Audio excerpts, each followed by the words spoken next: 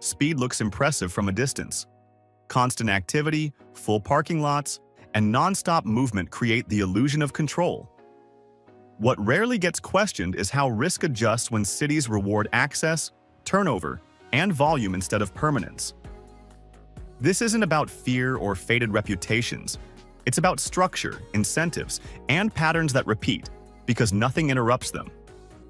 Today, we're covering the California places where that design turns dangerous. Cities where pressure either compresses tightly or moves freely through highways and commercial corridors, until risk blends in and feels normal. Number 10. São Pablo. São Pablo is small enough to miss on a map and dense enough to make every problem louder than it should be. At just 2.6 square miles with roughly 30,000 residents, this city runs one of the tightest risk-per-block equations in the state. No drama up front, no warning signs, just math doing its thing. The violent crime rate hovers around 1,050 incidents per 100,000 residents, a level that instantly pushes São Pablo into dangerous territory.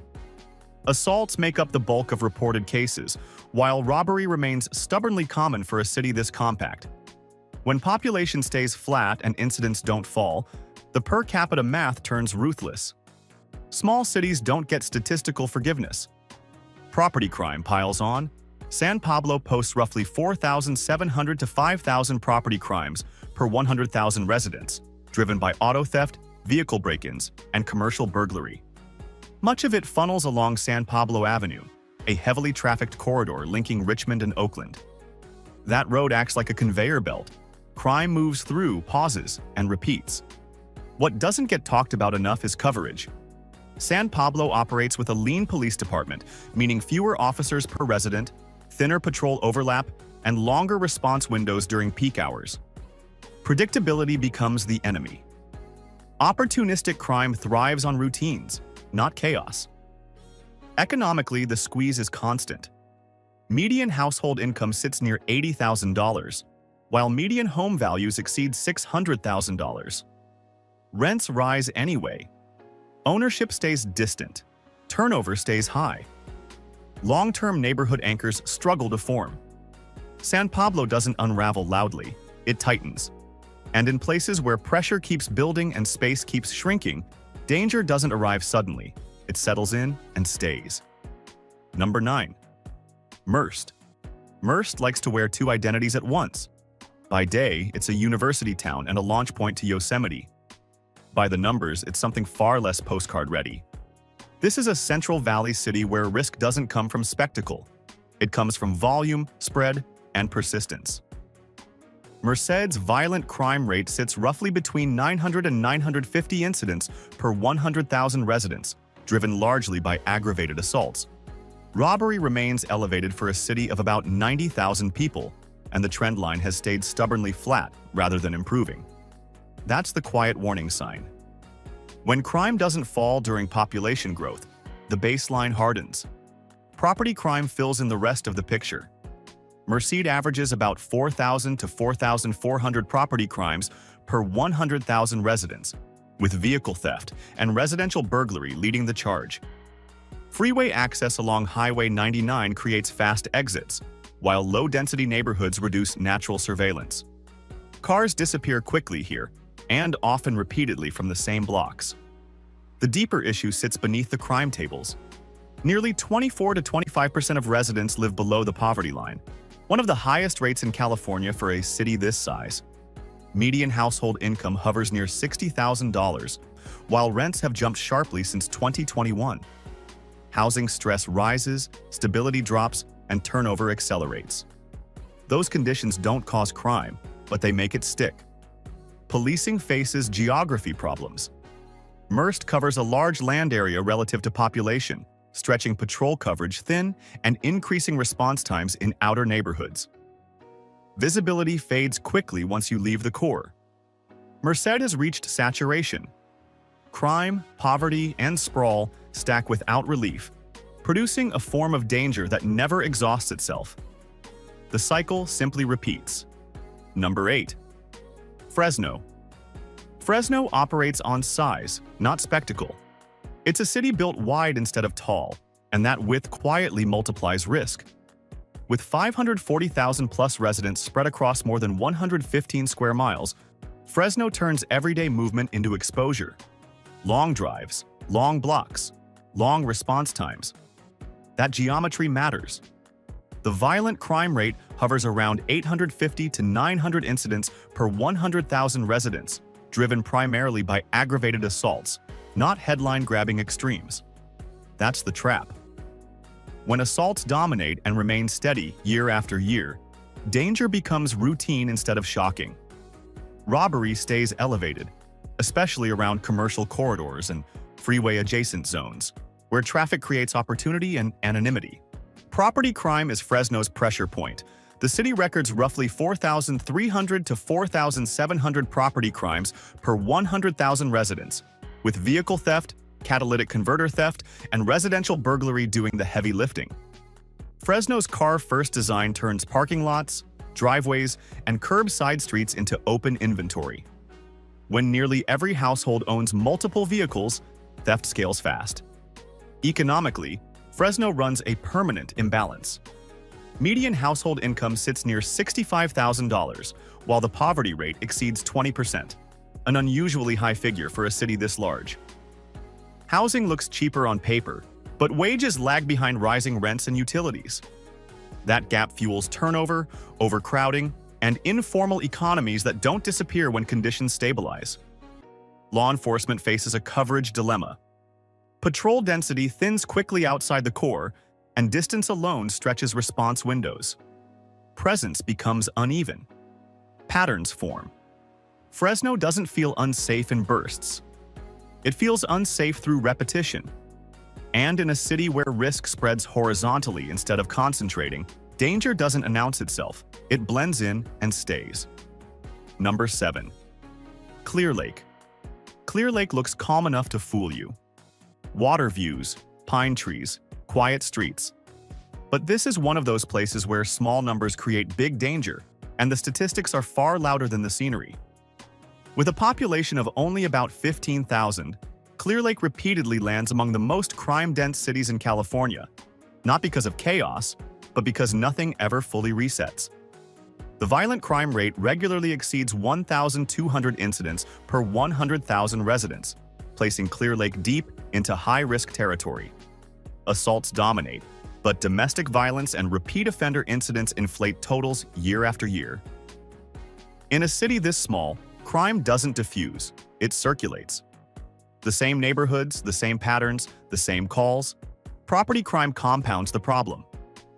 Clear Lake posts roughly 5,500 to 6,000 property crimes per 100,000 residents, driven by theft, vehicle break-ins, and residential burglary. Abandoned homes, short-term rentals, and vacant lots create low-visibility zones where opportunistic crime thrives. There's no density buffer here. Every incident hits harder. The economic structure explains a lot. Median household income sits near $40,000, while the poverty rate approaches 30%. That's not a temporary downturn. That's structural pressure. Jobs are limited, wages lag, and housing turnover stays high. Stability never fully forms, which keeps informal economies active and enforcement reactive. Policing capacity is thin.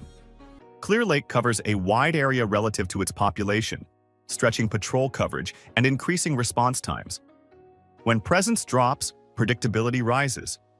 Clear Lake isn't volatile, it's saturated. And in small cities where crime, poverty, and isolation overlap, danger doesn't spike, it becomes permanent background noise. Number 6. Barstow. Barstow doesn't pretend to be anything it's not. This is a desert city built around motion. Cars passing through, trucks refueling, people stopping briefly and leaving fast. That constant churn creates a crime environment where accountability never quite settles in. With a population near 25,000, Barstow posts a violent crime rate around 1,020 to 1,050 incidents per 100,000 residents. Assaults and robberies lead the category, often clustered near transit corridors, motels, and commercial strips serving Interstate 15. Crime here isn't hidden. It's positioned where movement is highest. Property crime is relentless. Barstow records roughly 3,000 to 3,300 property crimes per 100,000 residents, driven by vehicle theft, burglary, and commercial break-ins. High traffic volume matters. When thousands of vehicles pass through daily, anonymity increases and detection drops. Temporary populations don't invest in long-term stability, and crime feeds on that. Economically, the city runs on thin margins. Median household income sits around $51,000, well below state norms, while the poverty rate exceeds 22%. Most employment is tied to service work, logistics, or highway-dependent commerce. When traffic slows or fuel prices spike, income volatility follows. Geography amplifies risk. Barstow is isolated, surrounded by miles of desert with limited regional support. Law enforcement coverage stretches across a large area with predictable patrol routes, creating windows where opportunistic crime fills the gaps. Barstow operates as a pass-through city. Risk arrives with the traffic, extracts value quickly, and exits without friction, carried back onto the highway with everyone else. Number 5. Compton. Compton exists in a strange space where reputation fades faster than the data. People assume the danger peaked decades ago and moved on. The numbers never did. What changed isn't the presence of crime, it's how normalized it became. With a population hovering around 92,000, Compton posts a violent crime rate above 1,200 incidents per 100,000 residents, a level that places it among California's most consistently high-risk urban environments. Aggravated assault dominates the category, while robbery remains embedded in daily activity rather than concentrated into isolated zones. This is a city where violence doesn't cluster, it disperses. Property crime reinforces the pattern. Compton records roughly 3,200 to 3,500 property crimes per 100,000 residents, driven by auto theft, burglary, and commercial theft. Geography plays a major role. The city is boxed in by I-105, I-110, SR-91, and I-710, creating one of the most efficient escape grids in Southern California. Movement is fast. Accountability isn't. Density adds pressure. Housing turnover is high, long-term residency is fragile, and residential streets sit inches from commercial corridors. Median household income sits near $60,000, while local housing costs demand far more to maintain stability. That mismatch creates stress that doesn't show up in headlines, but it shows up in police calls. Law enforcement has improved structure compared to past decades, but volume overwhelms prevention. When incidents occur frequently rather than dramatically, response replaces deterrence. What holds Compton here isn't a surge, it's consistency. The numbers don't retreat, the pressure stays constant, and daily life adapts around elevated risk. When that adjustment becomes permanent, danger stops feeling temporary. Number 4. Red Bluff. Red Bluff looks like the kind of place people assume is immune to big city problems. Quiet streets, modest homes, rural rhythm. That assumption collapses immediately when the numbers appear. With just 14,700 residents, Red Bluff records a violent crime rate between 1,130 and 1,160 incidents per 100,000 residents, a staggering figure for a town this small. Assaults dominate, often tied to recurring disputes rather than isolated events. In small cities, repetition matters more than scale. The same conflicts return. The same locations resurface. Property crime pushes Red Bluff even higher on the danger scale. The city posts roughly 5,000 to 5,400 property crimes per 100,000 residents, driven by theft, vehicle break-ins, and burglary. Vacant properties, low nighttime foot traffic, and minimal surveillance create ideal conditions for opportunistic crime. Detection comes late. Recovery comes rarely. Economic pressure never lets up. Median household income sits near $45,000, while the poverty rate hovers around 20%. Job diversity is limited, wages remain thin, and upward mobility is scarce. Substance abuse and mental health strain quietly inflate call volume, stretching a small police department beyond realistic capacity. Geography compounds the problem. Red Bluff sits far from major metros, limiting regional backup and increasing response distances outside the core. Predictable patrol patterns emerge. Predictability gets exploited. In a town this small, crime at this scale doesn't fade. Limited capacity meets repeated incidents, and the cycle keeps running. Once that pattern locks in, it becomes part of the environment. Number 3. Crescent City. Crescent City sits at the edge of California like a forgotten outpost.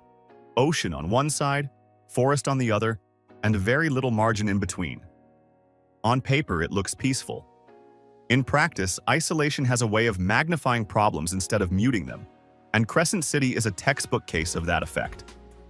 With a population hovering around 6,000, this is one of the smallest cities on the list, yet it posts crime rates that belong to places many times its size. The violent crime rate exceeds 1,300 incidents per 100,000 residents, putting it at roughly 4 times the national average. Assaults account for the majority, often concentrated in recurring locations rather than scattered randomly. In a city this small, repetition drives the statistics. A handful of bad cycles can distort everything, and here, those cycles never fully break. Property crime pushes the city even higher. Crescent City records approximately 4,800 to 5,200 property crimes per 100,000 residents, driven by theft, vehicle break-ins, and burglary. Cars are frequent targets, especially in low-visibility areas near lodging corridors and older residential blocks. Tourism adds noise to the data, but it doesn't explain the consistency. Locals feel it year-round. Geography is part of the problem. Crescent City is more than 4 hours from the nearest major metro, connected by winding highways that limit access, employment options, and emergency backup. That isolation strains response capacity and narrows opportunity. When economic stress rises in a place with few exits, it tends to surface at street level. The economic picture is tight. Median household income sits near $41,000, while the poverty rate hovers around 20%.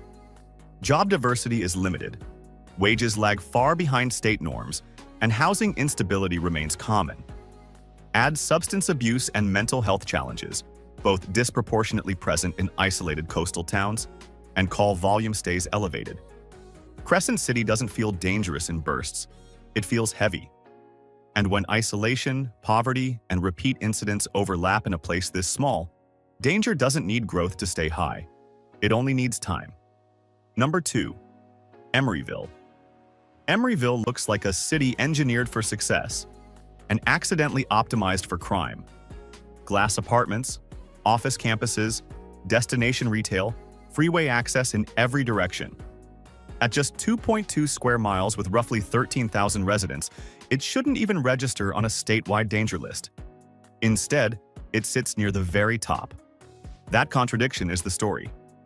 The violent crime rate hovers around 1,400 incidents per 100,000 residents, a figure that immediately signals trouble. But the real distortion comes from movement. Emeryville absorbs tens of thousands of non-residents every single day. Shoppers, commuters, delivery drivers, none of whom count toward the population base. Crime follows activity, not census boundaries. The denominator stays tiny while exposure explodes. Property crime is where the city breaks away from normal comparisons. Emeryville routinely posts 16,000 to 17,000 property crimes per 100,000 residents, placing it among the highest rates anywhere in the country. Vehicle break-ins, organized retail theft, and smash-and-grab burglaries dominate, especially around shopping centers and open parking structures. These aren't rare incidents or late-night events. They happen in daylight, on schedules, with efficiency. Location seals the deal. Emeryville sits directly between Oakland and Berkeley, threaded by I-80, I-580, and high-capacity arterials. Entry is effortless. Exit is immediate. A car window gets shattered, merchandise disappears, and the offender is gone in minutes. Proximity to higher crime neighbors isn't a footnote here, it's a multiplier. Urban design doesn't provide much resistance.